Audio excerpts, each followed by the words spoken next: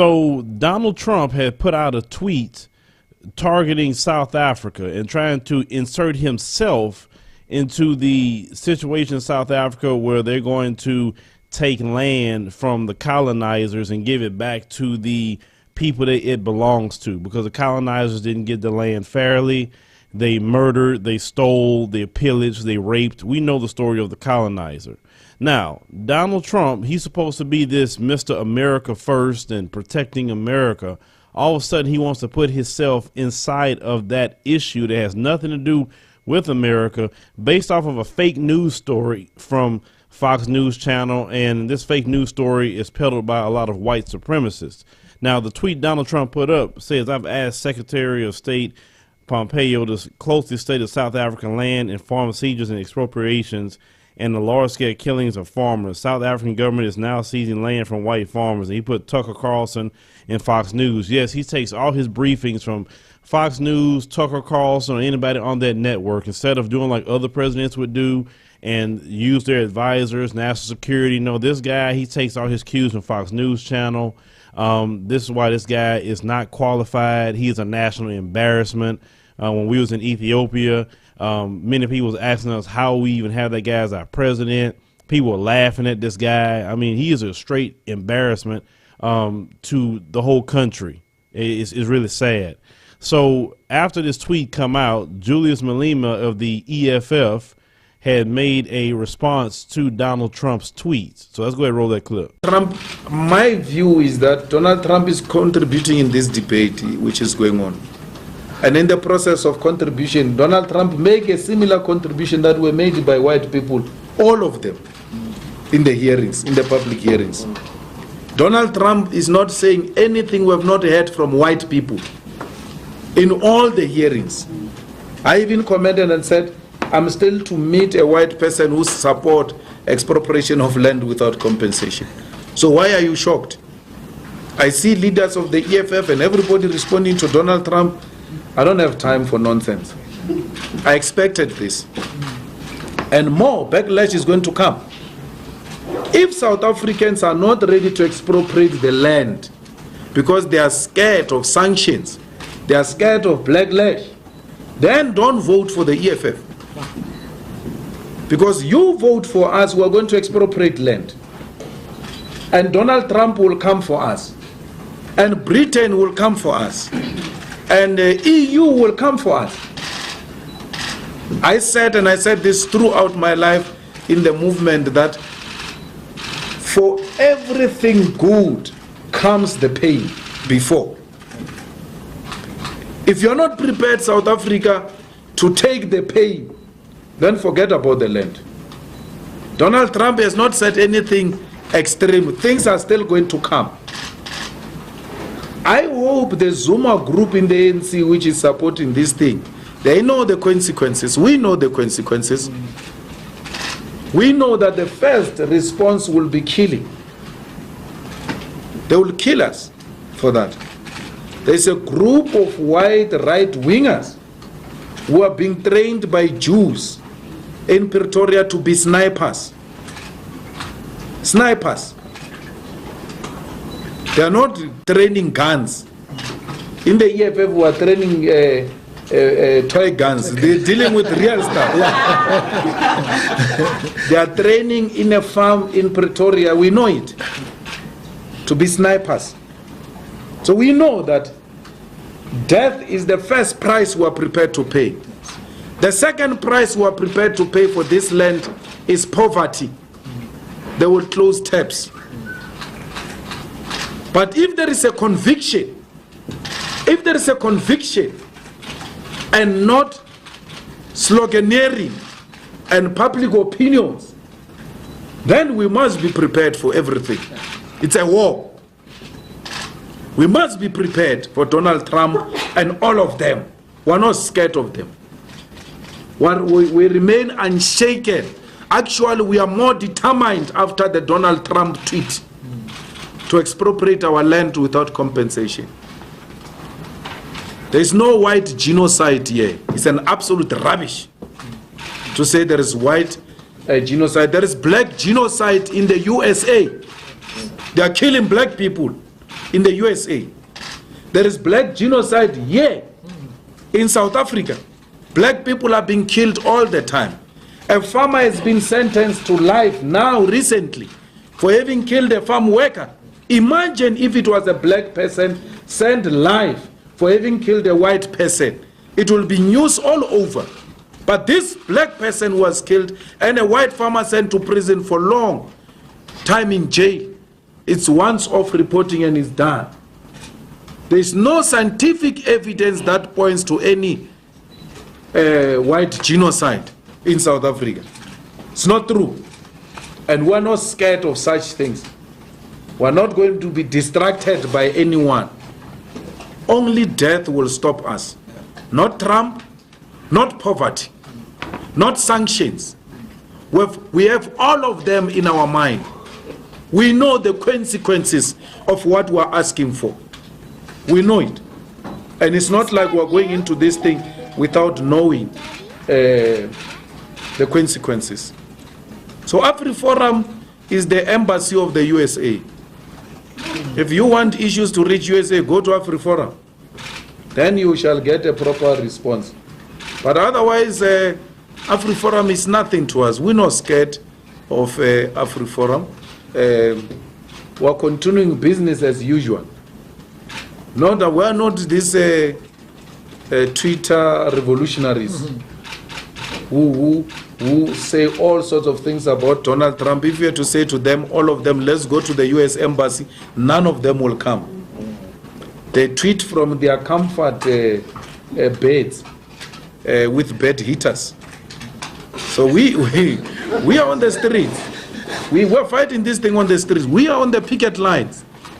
That's why we're not shaken. We know this is what people want. And if there is anyone who's in this thing without knowing the consequences, then you are in the wrong place. Now, after everything that Julius Malema has stated here, and we're going to touch on that, of all people that really came out against Donald Trump was the ADL. I was quite surprised. Well, then read that statement. It says, it is extremely disturbing that the President of the United States echoed a long-standing and false white supremacist claim that South Africa's white farmers are targets of large-scale racially motivated killings by South Africa's black majority. White supremacists in the United States have made such claims for years.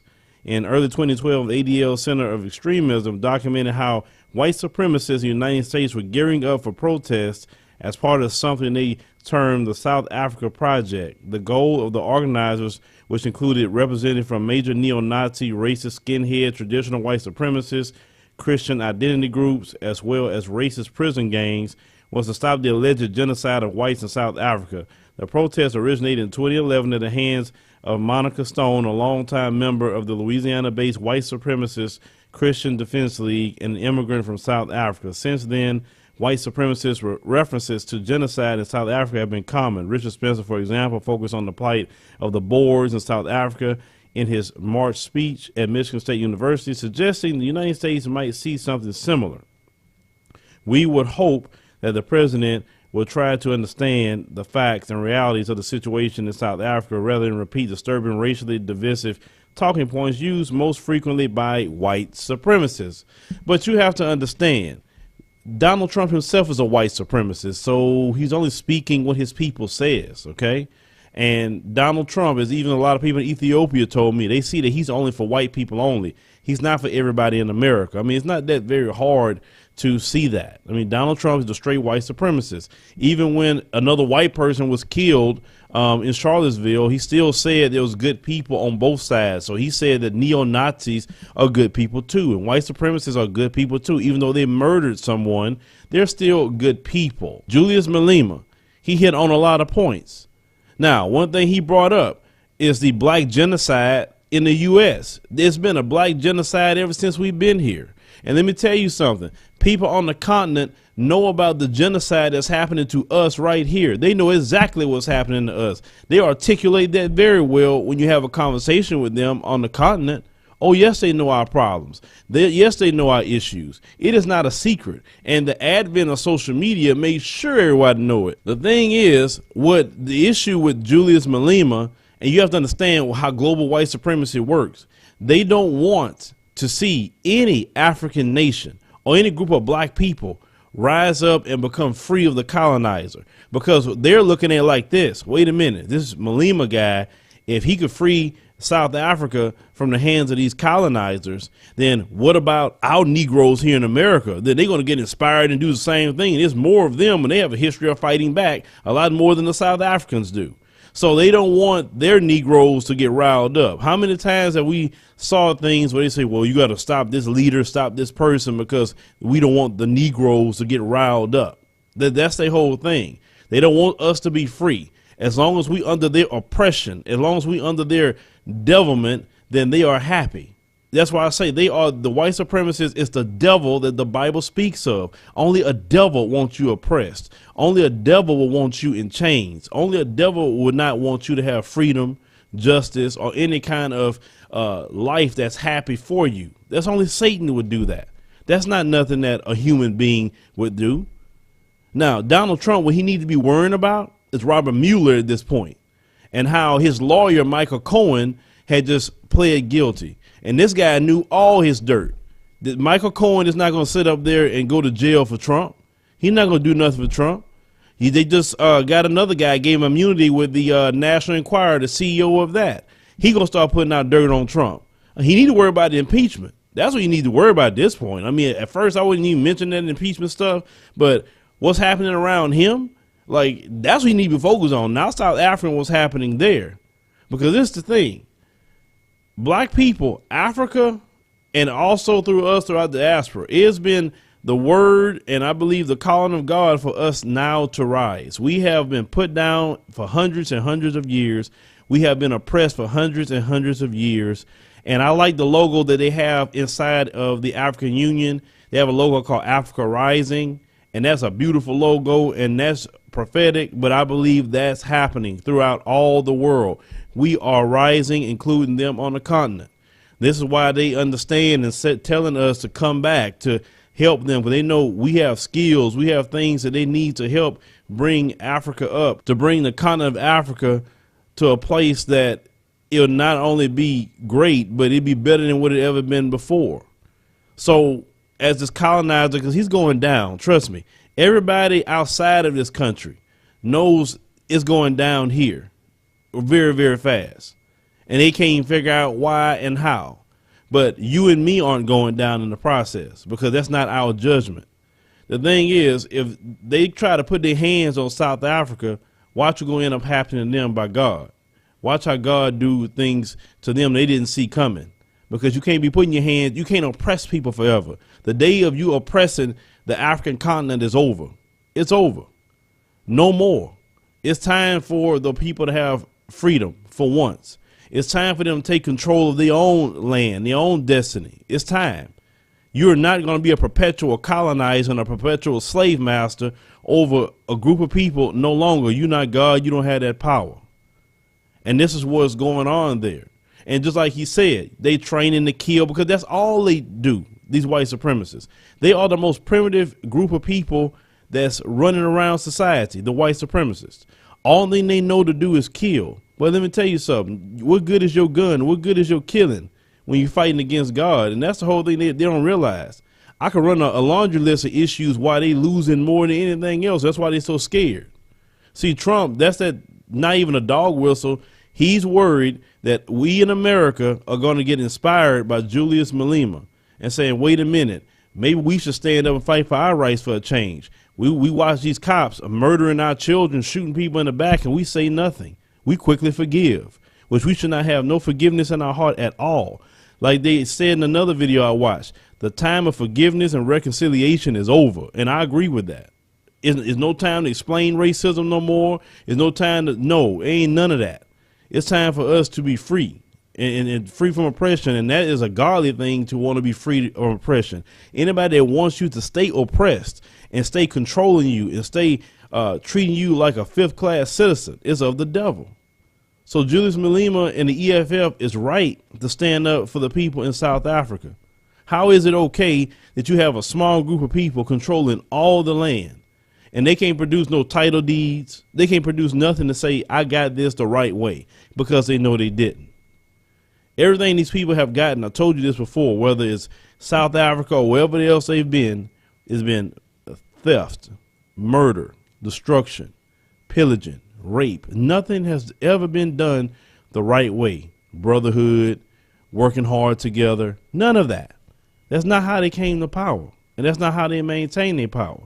Now, as Julius Malema said, he didn't get involved with that not knowing the consequences, because he know who the white supremacists are just as much as we know.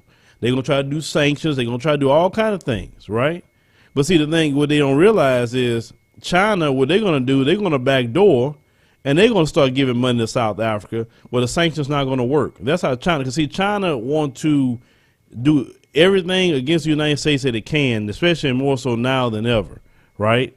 So China's undermining the United States, especially a lot of places in Africa. Now, I heard the situation about China and Africa, especially in the area of business. And, you know, a lot of times we say China don't need to be there, X, Y, Z. Well, then I was explained to by the prominent business people in Ethiopia that the reason why they're dealing with China, because China gives the money, China wants to invest, but China don't want to control the country. They want to just leave the politics alone. They just want to make money. And they're hiring, like, for instance, Ethiopian workers to build these buildings. They're not having the guys to sit out and not make any money. It's kind of hard for them not to take that deal when they're creating jobs and also investing into the country, because they say that when America comes in, they want to tell you what your president what to do. They want to put what laws you should be following, everything, just so they invested some money. So they're saying, hell no, we rather deal with China.